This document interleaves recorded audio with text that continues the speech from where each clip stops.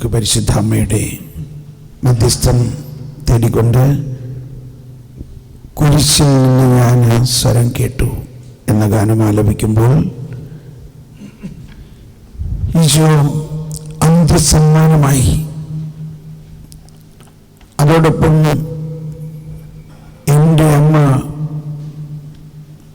എനിക്ക് ശരീരവും രക്തവും തന്ന അമ്മ,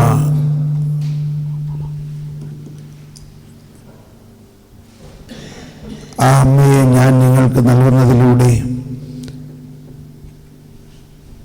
എന്നെ തന്നെയും എൻ്റെ ശരീരവും രക്തത്തിനും കാരണമായ സർവവും ഞാൻ നിങ്ങൾക്ക് നൽകുന്നു. അങ്ങനെ ഈശോയുടെ അമ്മ സഭയുടെ അമ്മയായി, നമ്മളെല്ലാവരുടെയും അമ്മയായി നമുക്ക് നൽകപ്പെട്ട ആ ഒരു വലിയ നിമിഷമാണത്. നമ്മളെല്ലാവരുടെയും പ്രതിനിധി എന്നോണം യോഹന്നാനോട് പറഞ്ഞു, ഇതാ നിന്റെ അമ്മ. അങ്ങനെ യോഹന്നാൻ അമ്മയെ സ്വീകരിച്ചു.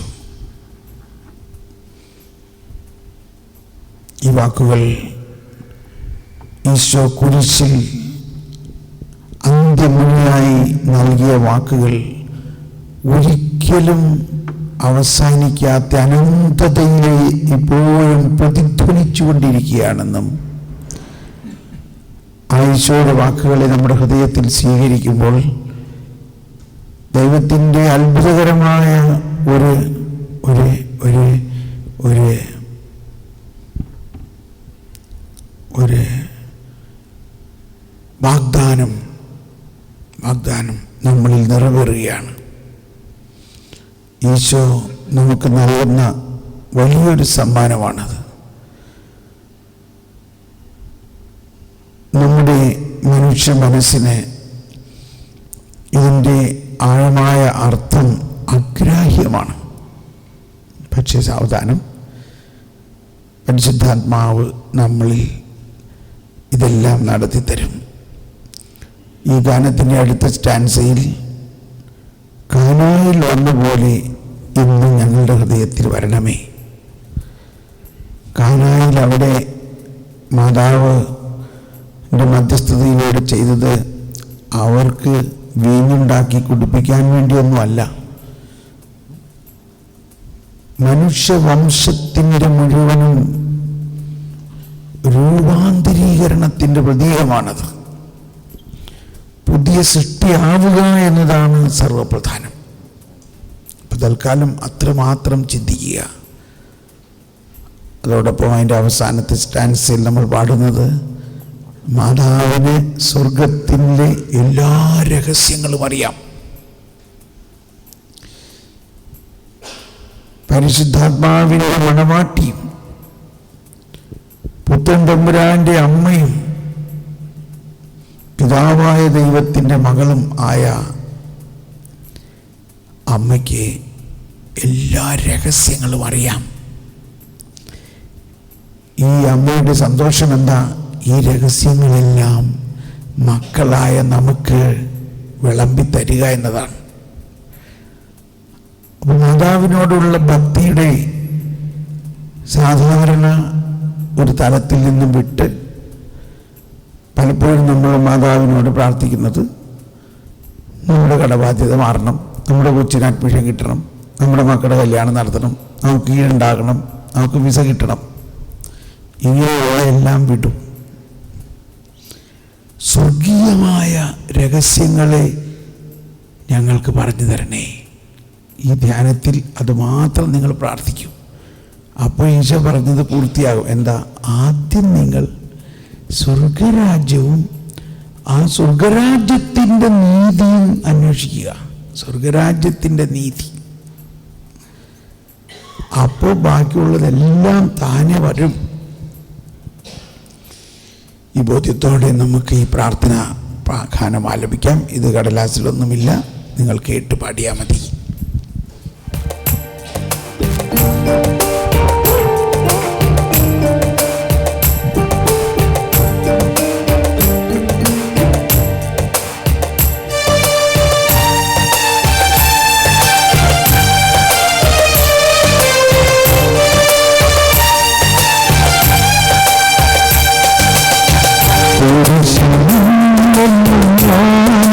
സ്വരം കേട്ടു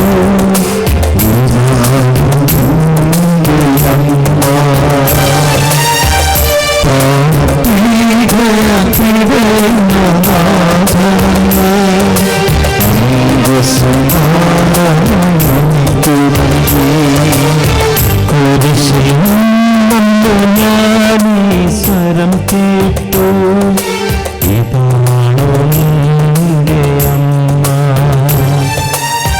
പ്രാണപീഡയ പീഡയുന്ന നാഥനോട് സമാധാനമായി എനിക്ക് നൽകി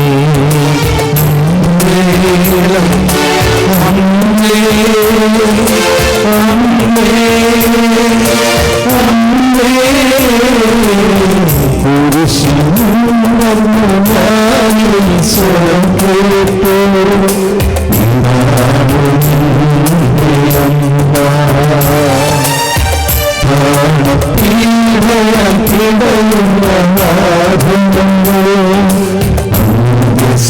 സമ്മാനമായി എനിക്ക് നൽകി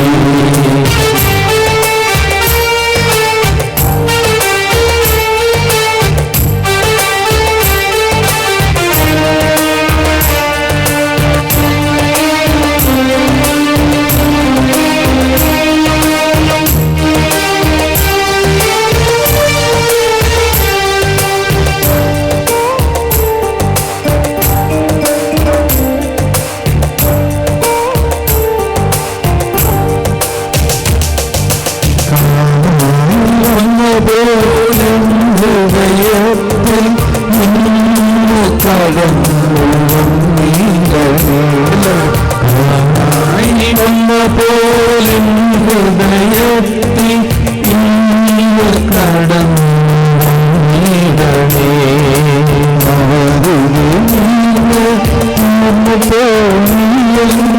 പുത്രനോടും അവരുടെ നീന്ന് പോയി എന്ന് പുത്രനോടും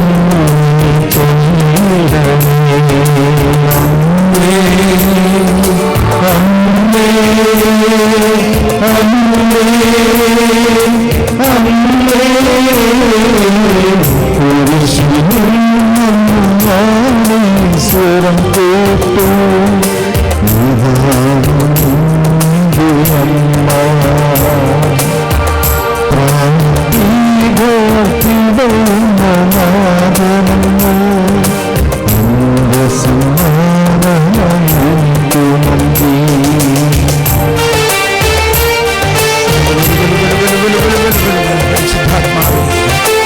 രൂപാന്തരപ്പെടുത്തണമേ, ഞങ്ങളെ പുതിയ സൃഷ്ടിയാക്കണമേ.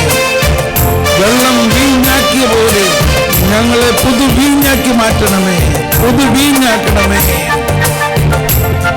പുതിയ തോൽക്കുടങ്ങളാക്കണമേ.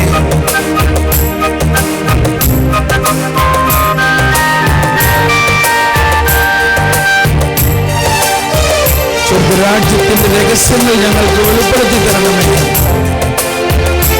ദൈവിക രഹസ്യങ്ങളിലേക്ക് ഞങ്ങൾക്ക് ജ്ഞാനം നൽകണമേ.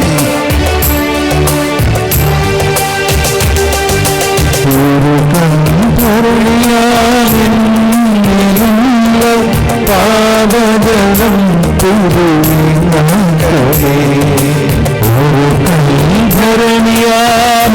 ധരണിയാമെന്നുള്ള പാപജലം സ്വർഗ്ഗരാജ്യത്തിൻ രഹസ്യമറിയുവാൻ മധ്യസ്ഥമേ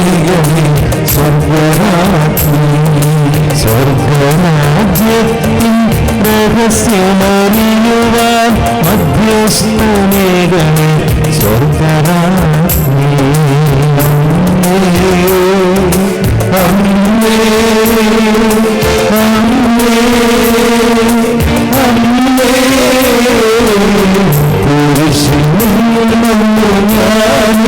സ്വരം കേട്ടു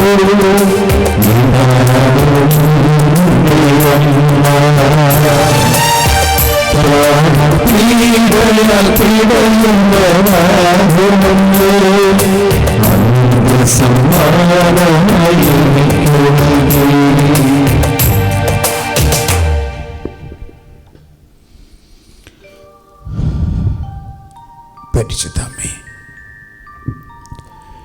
സകല വിശുദ്ധന്മാരുടെയും രക്തസാക്ഷികളുടെയും റാണിയാണ്. വിശുദ്ധരെല്ലാവരും ഈശോയുടെ ജീവൻ അവരിലേക്ക് ആവേശിപ്പിച്ച് അവരിലുള്ള ആ പാപകരമായ അവസ്ഥ മുഴുവനും മാറി വെള്ളം വീഞ്ഞായ പോലെയുള്ള അവസ്ഥയായി മാറി. പലപ്പോഴും നമ്മൾ വിശുദ്ധരെ കുറിച്ചൊക്കെ ചിന്തിക്കുമ്പോൾ, ക്ഷമിക്കണം ഇങ്ങനെയൊക്കെ പറയണത്, നമ്മൾ നൊവേന ചെല്ലും, അവിടുന്ന് കാര്യം സാധിക്കും, പെട്ടെന്ന് കാര്യങ്ങൾ നടക്കുകയും ചെയ്യാറുണ്ട് അല്ലേ? പക്ഷേ അതിനേക്കാൾ ഉപരി വിശുദ്ധരുമായിട്ടുള്ള നമ്മുടെ ബന്ധത്തിൻ്റെ മറ്റൊരു വശം ഈ സുവിശേഷം തന്നെയാണ് അവർ വായിച്ചതും അവർ പഠിച്ചതും. എന്നാൽ ആ സുവിശേഷം അവരെ മാറ്റി, അവരുടെ ജീവിതത്തെ മാറ്റി. സുവിശേഷം എന്ത് ചെയ്തു? അവരുടെ ജീവിതത്തെ മാറ്റി.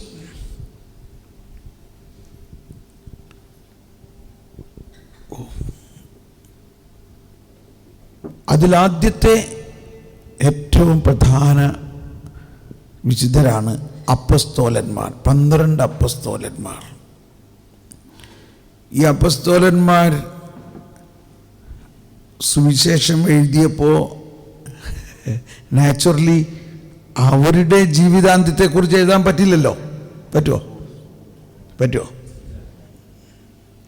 അതാണ് ഇതിനകത്ത് നിന്ന് കുറവുള്ളൊരു കാര്യം. നമ്മുടെ സുവിശേഷത്തിലെ അതാണ് നമ്മുടെ സഭാ പ്രബോധനങ്ങളിലും സഭയുടെ ചരിത്രത്തിലും നമ്മൾ പഠിക്കുന്നത്. സുവിശേഷകരെ എഴുതി, എന്നാൽ അവർ എഴുതിയ സുവിശേഷത്തിന് വേണ്ടി അവർ എങ്ങനെ വിശ്വാസത്തിൽ നിലനിന്നു എന്നുള്ളതാണ്. രക്തസാക്ഷികൾ അല്ലെങ്കിൽ ജീവൻ്റെ കവാടം എന്ന് പറഞ്ഞ് ശാലോമിൽ ഒരു സീരീസ് ടോക്ക് കൊടുത്തപ്പോൾ ഞാൻ അതിനെക്കുറിച്ച് ഒരുപാട് ഗവേഷണം നടത്തി.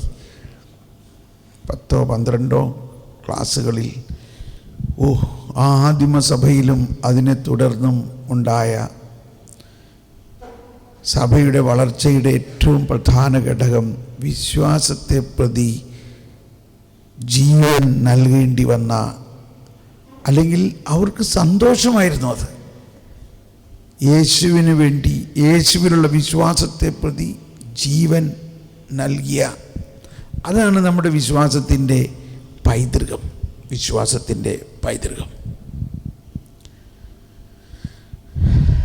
അതുകൊണ്ട് ഈ വിശ്വാസം ഒരിക്കലും തളരില്ല എന്നും ഒരിക്കലും നശിക്കില്ല എന്നും, ഇത് കർത്താവായ യേശുവിൻ്റെ രക്തത്തിൽ മുളച്ചതും അനേകായിരം രക്തസാക്ഷികളുടെ ചുടുനിണത്താൽ പോഷിക്കപ്പെട്ടതുമാണ് ഈ സഭ.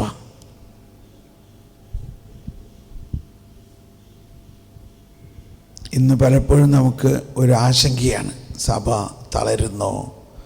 സഭ ഒരിക്കലുമില്ല, ഒരിക്കലും ആശങ്കയുണ്ടാകണ്ട. മർക്കോസിൻ്റെ സുവിശേഷമെല്ലാം വായിക്കുമ്പോൾ ഇനി നമ്മൾ മർക്കോസിനെ കുറിച്ചൊന്ന് ചിന്തിക്കണം. മർക്കോസ് ആ സുവിശേഷം എഴുതുക മാത്രമല്ല, താൻ പ്രഖ്യാപിച്ച സുവിശേഷത്തിന് വേണ്ടി ജീവൻ കൊടുത്തപ്പോഴാണ് അത് ശക്തമായ അഭിഷേകമായത്. മർക്കോസ് എങ്ങനെയാണ് രക്തസാക്ഷിയായെന്ന് അറിയാമോ? അലക്സാണ്ട്രിയയിൽ വെച്ചാണ് മർക്കോസിനെ ഒരു കുതിരവാലിൽ കെട്ടി അലക്സാണ്ട്രിയയിലെ തെരുവുകളിൽ ആ കുതിര വലിച്ചുകൊണ്ട് 2 ദിവസം മുഴുവനും കുതിര ഓടി ഓടി ഓടി മർക്കോസിൻ്റെ ശരീരത്തിൻ്റെ ഓരോ മാംസകഷ്ണങ്ങളും രക്തം മുഴുവനും അവിടെ എല്ലാം വീണ്, അങ്ങനെ ആ നാട് മുഴുവനും മർക്കോസിൻ്റെ രക്തത്താലും മാംസത്താലും അനുഗ്രഹീതമായി. മർക്കോസിൻ്റെ വശത്ത് നിന്ന് ചിന്തിക്കുമ്പോൾ തീർച്ചയായിട്ടും കർത്താവേ നന്ദി, ഞാൻ അഭിമാനിക്കുന്നു, അങ്ങയ്ക്ക് വേണ്ടി ഇതുപോലെ സഹിക്കാൻ ഭാഗ്യം കിട്ടിയതിൽ ഞാൻ അഭിമാനിക്കുന്നു എന്നായിരിക്കാം മർക്കോസ് ചിന്തിക്കുക. അതാണ് മർക്കോസിൻ്റെ രക്തസാക്ഷിത്വം. മത്തായിയുടെ സുവിശേഷം വായിക്കുമ്പോൾ ഓർക്കണം, മത്തായിയെ ഒരു മരത്തിൽ കെട്ടിയിട്ട് തീ കൊടുത്ത് ജീവനോടെ കൊല്ലുകയാണ് ഉണ്ടായത്.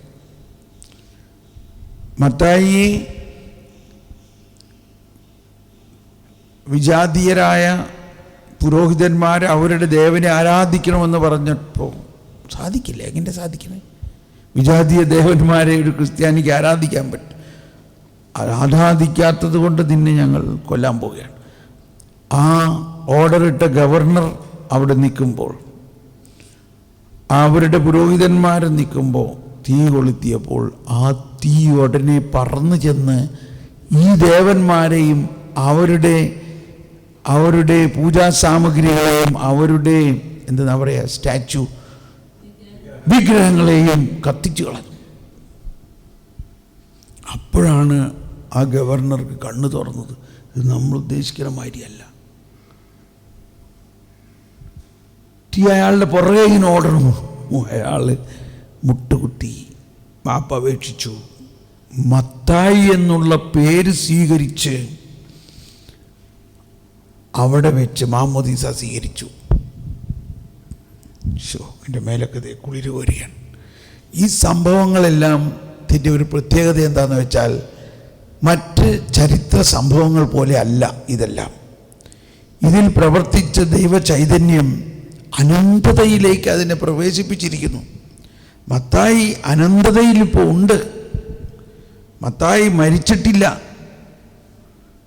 മത്തായിയുടെ ആ രക്തസാക്ഷിത്വത്തിലൂടെ മത്തായി പ്രപഞ്ചം മുഴുവനിലും തൻ്റെ പ്രകാശവും ശക്തിയും വിശ്വാസവും,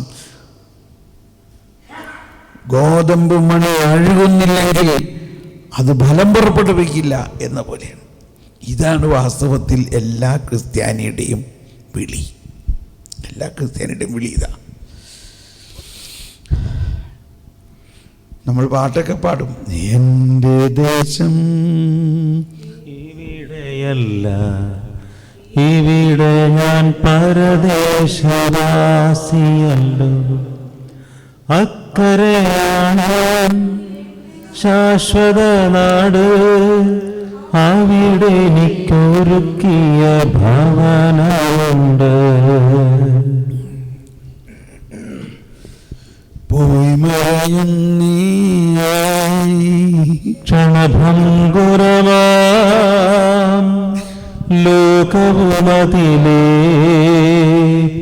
ജഡികാശകളും അക്ഷയരാജ്യം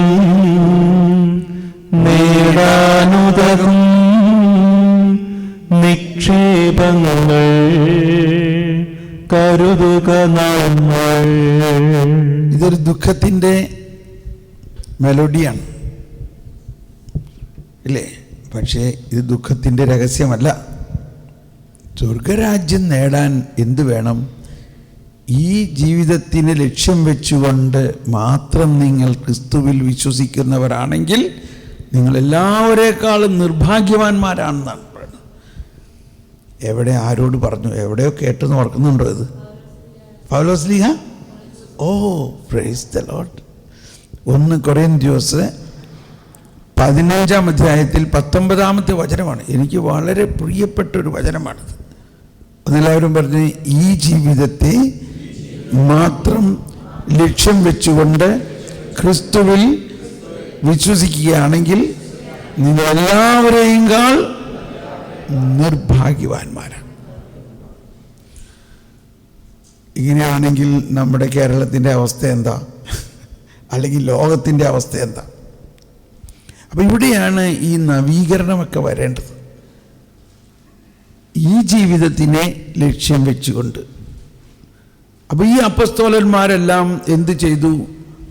അവർ ഈ ജീവിതത്തെ പൂർണ്ണമായിട്ടങ്ങ് വിട്ട് എല്ലാ അപ്പസ്തോലന്മാരും അവരുടെ ജീവിതം എപ്പോഴും നിത്യജീവിതത്തിനെ, ഈ ജീവിതത്തിന് അപ്പുറത്തുള്ള അനന്തമായ ആ ദൈവീക മഹത്വമണിയുന്ന ഒരു ജീവിതത്തെയാണ്.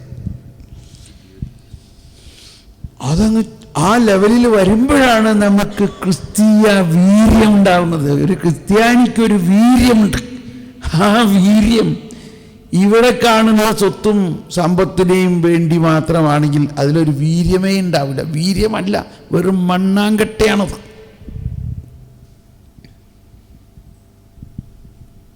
ഇത് ഞാൻ പറയുന്നത്, ഞാൻ നേരത്തെ പാടിയ പാട്ട് പാടുമ്പോൾ എപ്പോഴും ഓർക്കുന്നത്, ഏതാണ്ട് 20 വർഷത്തിന് മുൻപ് ഞങ്ങൾ ബോംബെയിൽ നിന്ന് നാട്ടിൽ ആദ്യം ധ്യാനിപ്പിക്കാൻ വരുമ്പോൾ ട്രെയിനിൽ വെച്ച് പറഞ്ഞു തന്ന വരികളാണ്. അന്നാണ് ആ പാട്ട് എഴുതിയത്. ആ ധ്യാനത്തിൽ അത് പാടിയപ്പോൾ എന്തോ ഒരു വളരെ അത്ഭുത അനുഭവമായിരുന്നു. 2000-ഓളം സിസ്റ്റേഴ്സും 300 അച്ഛന്മാരും പങ്കെടുത്ത ഒരു ധ്യാനമായിരുന്നു ഡിവൈനിൽ വെച്ച് നടന്നത്. കഴിഞ്ഞ 25 വർഷമായിട്ട് ഫുൾ ടൈം കർത്താവിന് വേണ്ടി ഈ ലോകത്തിൻ്റെ എല്ലാ സമ്പത്തും ആഗ്രഹങ്ങളും എല്ലാം വിട്ട്, ജോലിയും ബിസിനസ്സും എല്ലാം വിട്ട്, ഈ രക്തസാക്ഷികളോടുള്ള പ്രേമവും ഇതൊക്കെ അന്നുണ്ടായിരുന്നു. അന്നത്തെ വേറൊരു പാട്ടാണ്,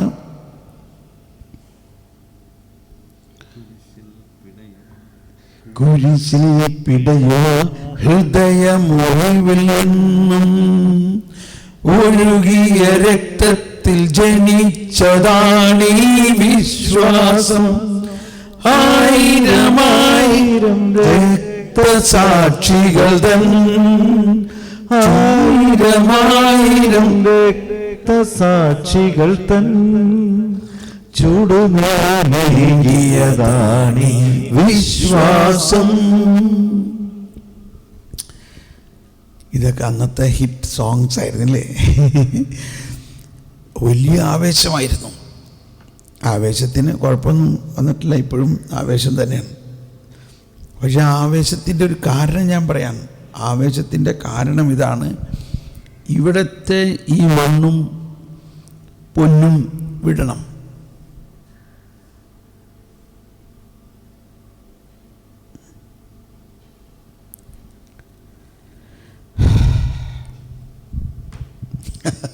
അവത്തായി ധ്യാനത്തിന് വന്നതില്ലേ? ഇപ്പോൾ മനസ്സിലായി എന്തുകൊണ്ടാണ് ഇത്രയും വലിയൊരു ജനാവലി ഇവിടെ നിൽക്കുന്നത്. അതാ വ്യത്യാസം, ഈ ധ്യാനത്തിൻ്റെ വ്യത്യാസം അതാണ്.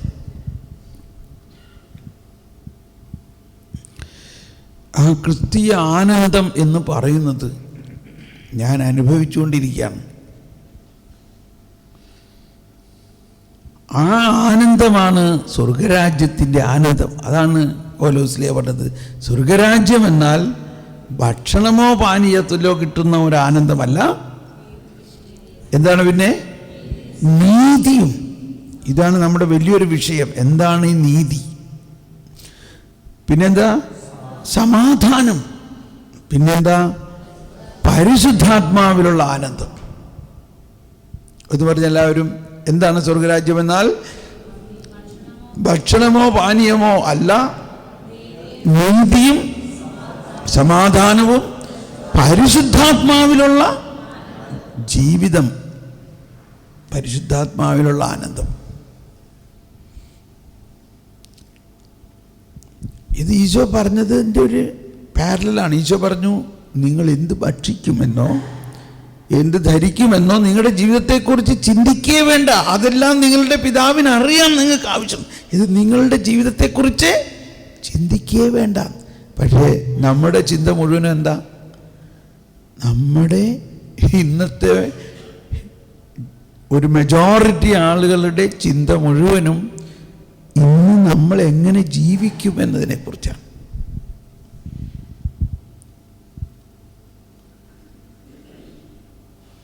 എന്നിട്ട് കരുണക്കൊന്തയൊക്കെ ചെല്ലും. അവിടെ കരുണയുടെ കർത്താവിൻ്റെ താഴെ എഴുതിയിട്ടുണ്ട്, എന്താ എഴുതിയേക്കണേ? എന്താ എഴുതിയേക്കണേ?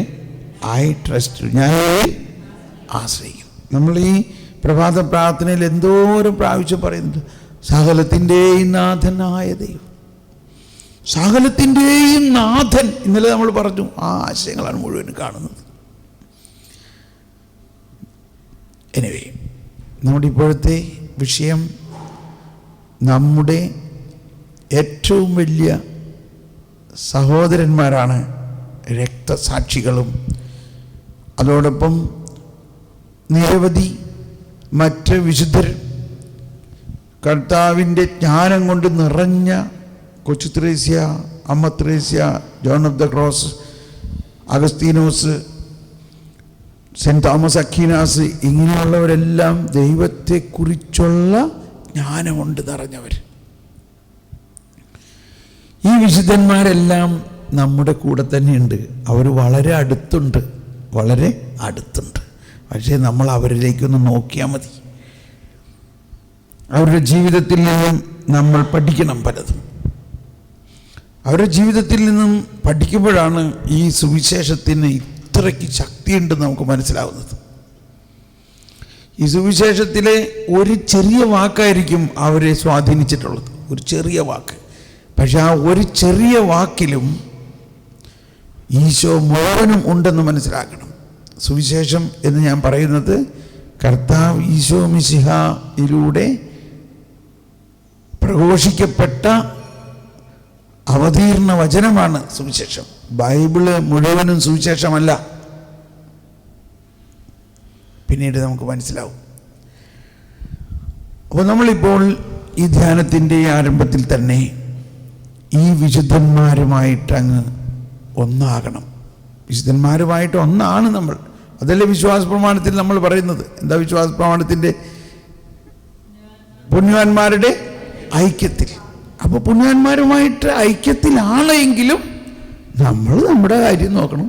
അതൊക്കെ പള്ളി പറഞ്ഞാൽ മതി. പക്ഷേ പുണ്യവാന്മാരുമായിട്ടുള്ള ഐക്യത്തിലാണ് നമ്മുടെ വിശ്വാസത്തിൻ്റെ വലിയ ഒരു ഖജാന എന്ന് പറഞ്ഞ ഒരു ട്രഷറി എന്നാണ് പറയണത്. ഈ പുണ്യവാന്മാരിലൂടെ ദൈവം പ്രവർത്തിച്ച അത്യത്ഭുതാവഹമായ കാര്യങ്ങൾ നമ്മുടെ ഒരു വലിയ സമ്പത്താണ്. അത് നമുക്ക് അവകാശമാണ്. അതിൽ പ്രധാനമായിട്ട് വിശ്വാസമാണ്. നമ്മുടെ വിശ്വാസം ഈ സമതലത്തിൽ നിന്ന് ഉയർന്ന് മലമുകളിലേക്ക് ഉയരണം. ആ ബോധ്യത്തോടെ ഈ വിശുദ്ധന്മാരുടെ നാമധേയത്തിൽ നമ്മൾ ഈ ലുത്തിനിയെ പാടി പ്രാർത്ഥിക്കുകയാണ്. ഓരോ വിശുദ്ധരുടെയും പേരെടുക്കുമ്പോൾ പെട്ടെന്ന് മിന്നിമറയണം ആ വിശുദ്ധൻ്റെ ഒരു ജീവചരിത്രവും ആ വിശുദ്ധൻ വിശ്വാസത്തിന് വേണ്ടി എന്ത് ചെയ്തു എന്നത്. നമുക്ക് എഴുന്നേറ്റ് നിന്ന് ഈ ലുത്തിനിയെ പാടുമ്പോൾ ആത്മാർത്ഥമായിട്ട് പ്രാർത്ഥിക്കുക. ഈ രക്തസാക്ഷികളും വേദപാരംഗതന്മാരും നമ്മളോടൊപ്പം ഈ ധ്യാനത്തിനും നമ്മുടെ ജീവിതത്തിലുടനീളം നമ്മളെ സഹായിക്കുന്നതിന് വേണ്ടി നമുക്ക് പ്രാർത്ഥിക്കാം.